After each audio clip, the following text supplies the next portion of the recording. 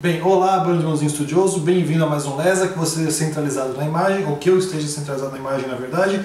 E vamos então continuar falando no nosso quarto trimestre de 2016, falando sobre o livro de Jó. Estamos na nossa 7ª semana de estudo, estamos falando sobre castigo retributivo, que é o castigo que é aplicado como retribuição a alguma coisa que você fez de errado, certo? Continuamos com o nosso verso temático desta semana, um verso para reforçar, que está em Jó, capítulo 11, verso 7. E eu recomendo que, se você puder, você tente decorar os versos. Ajuda você a decorar pequenos versos na Bíblia, um por semana. Você pode lembrar quanto a repetição é a chave para a gravação. Você consegue perscrutar, que palavra maravilhosa, você consegue desvendar os mistérios de Deus? Pode sondar os limites do Todo-Poderoso? Ou seja, você consegue saber os limites, você consegue descobrir, mapear os limites do Todo-Poderoso, até onde ele pode chegar, qual é o tamanho e a dimensão do seu poder. Você tem aquele visor Super Saiyajin que mede o poder do cara de cara, entendeu? Então, nós temos ali isso, Jó afirmando, no livro de Jó, essa afirmação sobre a incapacidade humana, na verdade, né? É retórico, a incapacidade humana de entender exatamente o que é Deus e como é Deus. Bem, vamos lá. Só para você, se eu não falei ainda, hoje é domingo, dia 6 de novembro, tá bom? Bem, como se já não bastasse receber um sermão de Elifaz, Jó também encarou o discurso de Bildade, que disse coisas semelhantes ao que Elifaz havia dito. Infelizmente, Bildade ainda foi mais rude e duro com Jó do que Elifaz. Imagine ir até alguém cujos filhos morreram e dizer a essa pessoa: se os seus filhos pecaram contra Deus, ele os castigou por sua transgressão. Que coisa triste pra se dizer, né? Tipo, seus filhos que morreram aí, que você criou, não sei tal, eles fizeram coisa errada ali e depois Deus foi lá e matou eles. É isso mesmo, seus filhos estavam errados. Eles morreram porque mereciam. Eu tô sendo meio pesado, mas foi isso que ele disse, certo? É bem triste, hein? Isso é amigo, hein? Isso é amigo, hein? Sabe que ele estava querendo dizer para Jó que Jó não tinha culpa? E os filhos dele morreram pelas coisas que eles fizeram? Tem uma coisa interessante, de Bildade não devia ser pai. Porque o pai não quer saber porque os filhos morreram. E depois tem o seguinte problema. Cara, os filhos são...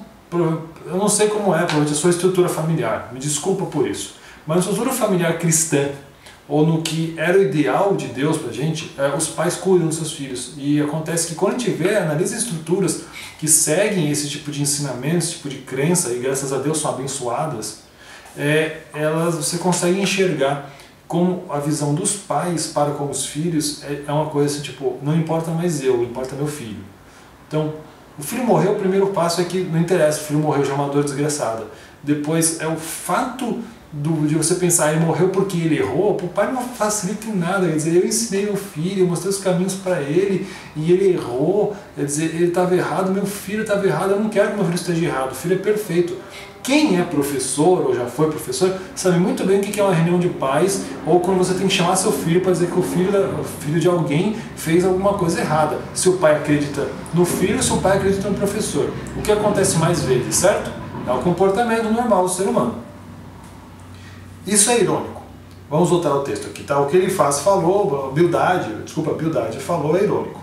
Pois o primeiro capítulo de Jó deixa claro que Jó oferecia sacrifícios em favor de seus filhos, exatamente por essa razão, caso eles houvessem pecado. Portanto, vemos um contraste entre a compreensão da graça vista nas ações de Jó e pelas primeiras palavras de Bildade, que revelam um legalismo duro e punitivo. Ainda mais pior é que Bildade falou dessa maneira numa tentativa de defender o caráter de Deus. Ou seja, dizendo que Deus tem que matar mesmo quem é ruim, Deus tem que fazer o que é ruim para quem é ruim, é isso mesmo, isso é justiça divina. Isso era o que Bildade pensava. Você provavelmente encontrou gente assim. Você provavelmente conhece muita gente que não é cristão porque enxerga as coisas desse jeito. Que eles põem na responsabilidade de cada um, de quem tem poder, toda a responsabilidade em cima das ações. Que você vai falar assim, só tem criminoso porque o poder público não é punitivo, porque o poder público deixa solto. ou não tem, ou tem criminoso porque existe uma desigualdade social, porque tem muita gente por aí ganhando dinheiro e que não está nem aí para os outros, ou porque nós temos muito problema de falta de educação e ensino para as pessoas, ou a gente é muito individualista. É muito fácil você culpar alguém que parece maior que você e dizer que ele é responsável por todos os seus problemas. É muito fácil. Você não tem que fazer nada. Ele é maior que eu, então ele tem que fazer tudo. É que nem você falar que você não pode lavar a louça na sua casa porque você tem dificuldade de alcançar o armário de cima para depois guardar a louça. Ou que a pia é muito alta para você, então você não vai lavar a louça. Nossa, a pia é muito alta. Responsabilidade do meu marido, ou do meu filho, ou do meu irmão, sei lá quem, minha irmã, que é, sei lá, 10 centímetros, 15 centímetros mais alto que eu, e ele tem que lavar toda a louça. E percebe como isso é uma coisa meio tosca? Só porque tipo, ele é maior, ele tem mais facilidade, ele tem um poder maior que o seu, você diria então que a responsabilidade toda é de quem tem um poder acima de você. Entendeu? Então a gente acaba atribuindo esses fatores da necessidade de justiça, de que as punições acontecem, de que o mal acontece, tudo por culpa daquele que é maior que você. Então Deus tem que punir mesmo quem é ruim. É Deus que tem que punir. Deus não é um Deus maldoso, é um Deus que pune quem é ruim. Entendeu? Ele pune quem é ruim. É isso mesmo que tem que fazer. Por mais que você veja Deus tomando esse tipo de partido algumas vezes na Bíblia, você vê que não é sempre que ele tomou esse tipo de partido, certo? Geralmente tinha uma função pedagógica o que Deus fazia e não meramente uma questão de gerar castigo aleatoriamente. Tá bom. Então vamos lá, vamos parar de devanear um pouco e vamos voltar aqui para o nosso texto, que nós temos a primeira pergunta dessa semana, que pede que a gente leia Jó capítulo 8, do verso 1 até o verso 22. Qual foi o grande argumento de Bildade? Quanta verdade ele proferiu?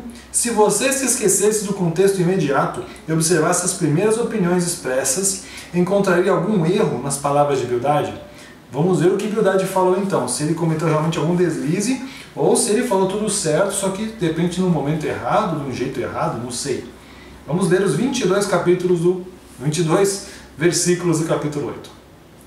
Então respondeu Bildade, o suíta, até quando falarás tais coisas? E até quando as palavras da tua boca serão qual vento impetuoso? Perverteria Deus o direito, ou perverteria o Todo-Poderoso a justiça?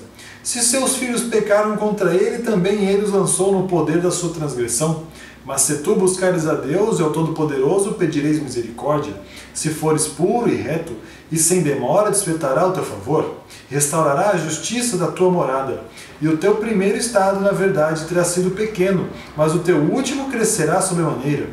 Pois eu te peço, pergunta agora às gerações passadas e atenta para as existências de seus pais. Porque nós somos de ontem e nada sabemos, porquanto nossos dias sobre a terra são como a sombra. Porventura não te ensinarão os pais, não haverão de falar-te o próprio entendimento, não proferirão essas palavras? Por que pode o papiro crescer sem lodo, ou viça junto sem água? Estando ainda na sua verdura e ainda não colhidos, todavia antes de qualquer outra erva se secam. São assim as veredas de todos quando se esquecem de Deus, e a esperança do ímpio perecerá.